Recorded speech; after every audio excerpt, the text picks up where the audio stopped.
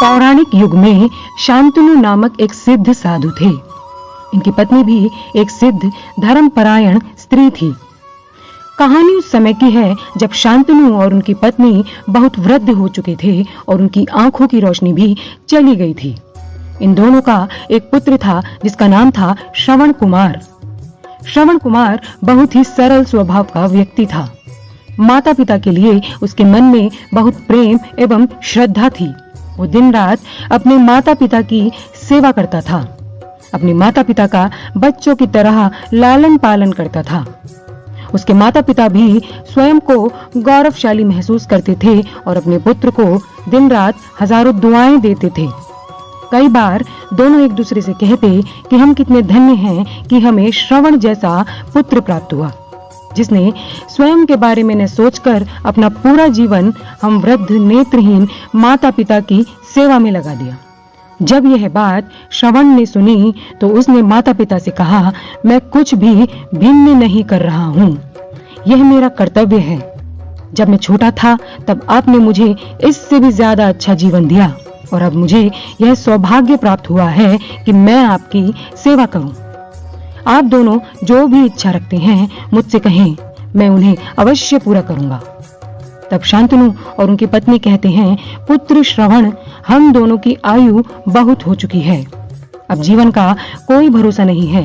किसी भी समय हमारी आंखें बंद हो सकती हैं। ऐसे में हमारी एकमात्र इच्छा है कि हम तीर्थ यात्रा पर जाएं। क्या तुम हमारी यह इच्छा पूरी कर सकते हो? श्रवण कुमार अपने माता पिता के चरणों को पकड़कर अत्यंत प्रसन्नता के साथ कहता है, हाँ पिताश्री, यह तो मेरे लिए सौभाग्य की बात होगी कि मैं आप दोनों की इच्छा पूरी करूं।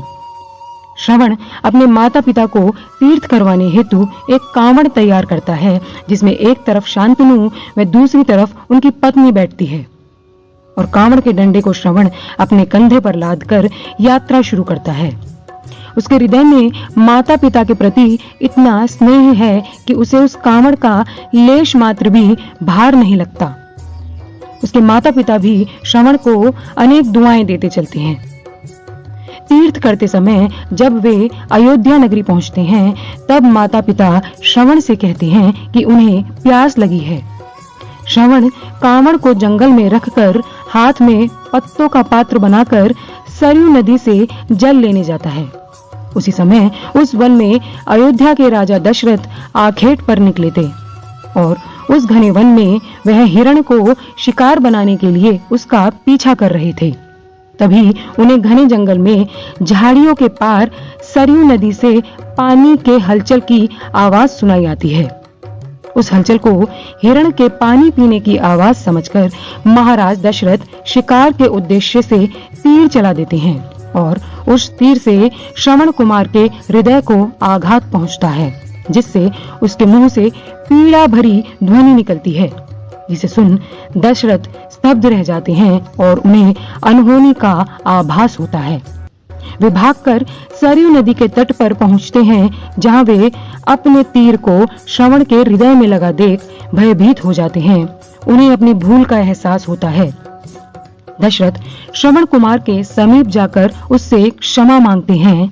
तब अंतिम सांस लेता श्रवण कुमार महाराज दशरथ को अपने वृद्ध नेत्रहीन माता पिता के बारे में बताता है और कहता है कि वे प्यासे हैं, उन्हें जाकर पानी पिला दो और उसके बाद उन्हें मेरे बारे में कहना। और इतना कहकर श्रवण मृत्यु को प्राप्त हो जाता है। भारी हृदय के साथ महाराज दशरथ श्रवण के माता पिता के पास पहुंचते हैं और उन्हें पानी पिलाते हैं। माता पिता आश्चर्य से पूछते हैं कि उनका पुत्र कहाँ है। वे भले ही नेत्रहीन हों, पर वे दोनों अपने पुत्र की आहट को समझ जाते थे। माता पिता के प्रश्नों को सुन महाराज दशरथ उनके चरणों में गिर जाते हैं और बीती घटना को विस्तार से कहते हैं।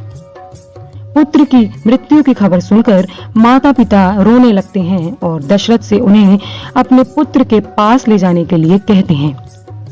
महाराज दशरथ कांवड़ उठाकर दोनों माता पिता को श्रवण के शरीर के समीप ले जाते हैं। माता पिता बहुत जोर जोर से विलाप करने लगते हैं।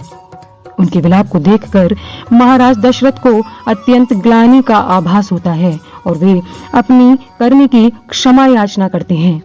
लेकिन दुखी पिता शांतनु महाराज दशरथ को श्राप देते हैं कि जिस तरह मैं पुत्र वियोग में मरूंगा उसी प्रकार तुम भी पुत्र वियोग में मरोगे। इतना कहकर दोनों माता पिता अपने शरीर को त्याग मृत्यु को प्राप्त हो जाते हैं। महाराज दशरथ श्राप मिलने से अत्यंत व्याकुल हो जाते हैं और कई वर्षों बाद जब उनके पुत्र राम का राज्याभिषेक होता है तब माता कैकेयी के वचन के कारण राम, सीता और लक्ष्मण को 14 वर्षों का वनवास स्वीकार करना पड़ता है और इस तरह महाराज दशरथ की मृत्यु भी पुत्र वियोग में होती है। अपने अंतिम दिनों में उन्हें शांतनु के कहे शब्द याद आते हैं और वे राम के वियोग में अपना शरीर त्याग देते हैं।